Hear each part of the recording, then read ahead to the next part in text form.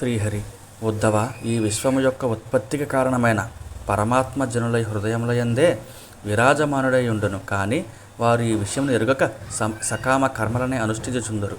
తమ పాలన పోషణలలోనే నిమగ్నులై ఉండేది ఈ మానవుల యొక్క కన్నులను చీకటి పొరలు కప్పివేసి ఉండును. విషయలోలురైన పురుషులకు నా అభిప్రాయము దురవగాహనమొగుట చేత మాంసభక్షణ కొరకే హింసా ప్రవృత్తిని కలిగియుందురు. వారికి పశుహింస యందే ఆసక్తి అధికము. ఈ ప్రవృత్తిని నిరోధించి వారి విశృంఖల ధోరణిని అదుపు చేయుటకు యజ్ఞాచరణ విధానము సూచింపబడినది. హింసా ప్రవృత్తి గల ఆ పామరులు తమ ఇంద్రియముల తృప్తికై యజ్ఞముల ద్వారా దేవతలను, పితృదేవతలను, భూతపతులను సేవించు నెపముతో దొరికిన మోగ పశువులను హింసించుచుందురు. వాస్తవముగా వారికి మాంసభక్షణ యందు గల ప్రీతియే ఇందులకు కారణము. అట్టివారు కపటులు. హింసా ప్రవృత్తిని నిరోధించుట కొరకే యజ్ఞములయందు పశువులను స్పృశించుమనియే వేదములు చెప్పుచున్నవి. కానీ వాటిని బలిరూపముగా హింసించుటకు చెప్పడము లేదు. ఈ మాటను వారు ఒప్పుకోవడము లేదు.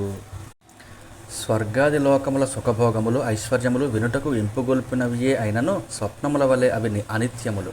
అట్టి భోగములను ఆశించిన వ్యక్తులు అధిక లాభమునకై ఆశపడిన వ్యాపారి మూలధనమును కూడా పోగొట్టుకున్నట్లు నిజముగా శ్రేయస్కరమైన ఆత్మజ్ఞానములు కోల్పోవుదురు. సత్వగుణము, రజోగుణము, తమోగుణము స్వభావముగా గలవారు తమ తమ గుణములను అనుసరించి క్రమముగా ఇంద్రాది దేవతలను, యక్ష రాక్షసులను, భూత ప్రేత గణములను ఉపాసించెదరు. కానీ నన్ను మాత్రము పూజింపరు.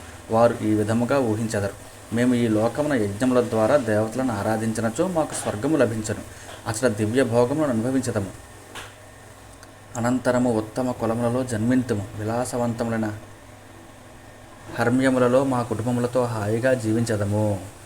ఈ విధమైన ఆకర్షణీయమగు పగటి కళలలో తేలియాడుచు మోహితులకు చుందురు. అట్టి అహంభావము గల దురభిమానులకు నా విషయమే రుచింపదు. వారు సంసారలంపటులై అందులోనే కొట్టుమిట్టాడుచుందురు.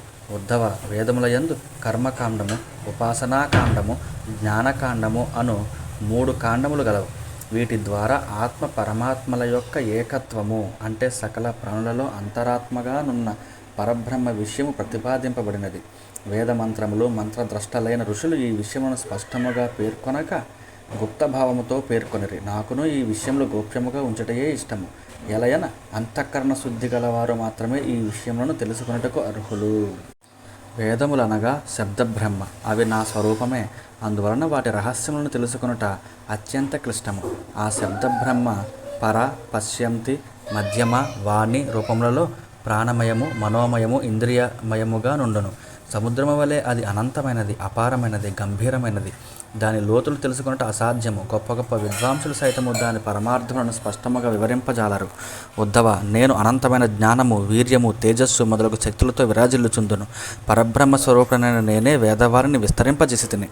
తామర కళలతో తంతువు వలె ప్రాణముల యొక్క అంతఃకరణములందు అనాహత నాదరూపములో ఈ వేదవాణి ప్రకటితముకు చుండును.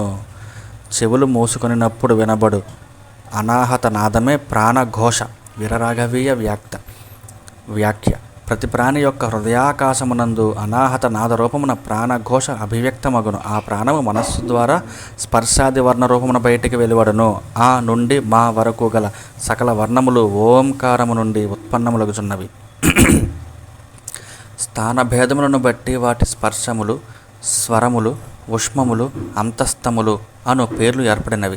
సాలెపురుగు తన నోటి ద్వారా పోగులను బయటికి వెలువరించి మరలా లోనికి తీసుకునినట్లు వేదమయుడైన నేను ఓంకారము నుండి ఏ వేల కొలది శబ్దములను ఉత్పన్నము చేయుదును.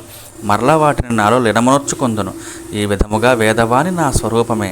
ఈ వాణి హృద్గతమైన సూక్ష్మమగు ఓంకారము ద్వారా అభివ్యక్తమైన స్పర్శములు అంటే కా నుండి మా వరకు గల 25 అక్షరములు.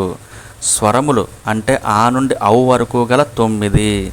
ఊష్మములు అనగా శ, ష, ష, హ. అంతస్తములు అనగా యా, రా, లా, వ అను వర్ణములతో విభూషితమై ఉన్నది. అందులో ఉత్తరోత్తరముగా 4 వర్ణములు అధికమగుచుండును. వాటి ద్వారా విచిత్ర భాషా రూపములలో అది అంటే వేదవాణి విస్తృతమై ఉన్నది. 4 వర్ణములకు అధికముగా గల ఛందస్సులు కొన్ని గాయత్రి, ఉష్ణిక్, అనుష్టుప్, బృహతి, పంక్తి, త్రిష్టుప్, జగతి, అతిఛందము, అత్యష్టి, అతిజగతి, విరాట్ అని చెప్పబడినది.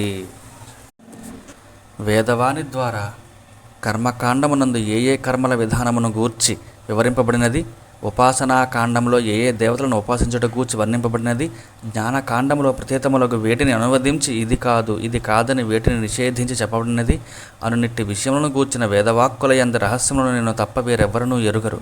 వేదము కర్మకాండలో యజ్ఞాదుల ద్వారా నన్నే వర్ణించుచున్నది, ఉపాసనా కాండలో వేర్వేరు దేవతల రూపంలో నన్నే పేర్కొనుచున్నది, జ్ఞానకాండలో నాకంటే వేరైన వస్తువులను వర్ణించి నేతి నేతి ఇది కాదు అను వాక్యములలో ఇతరములైన వాటిని నిషేధించుచున్నది. ఈ విధముగా వేదము అన్ని కాండలలో నన్నే సూచించుచు నన్నే వేరువేరు రీతులలో వర్ణించుచున్నది. ఇది ఎంతయును మాయయే, చివరకు సర్వం కల్విదం బ్రహ్మ అని పేర్కొనుచున్నది. జై శ్రీహరి.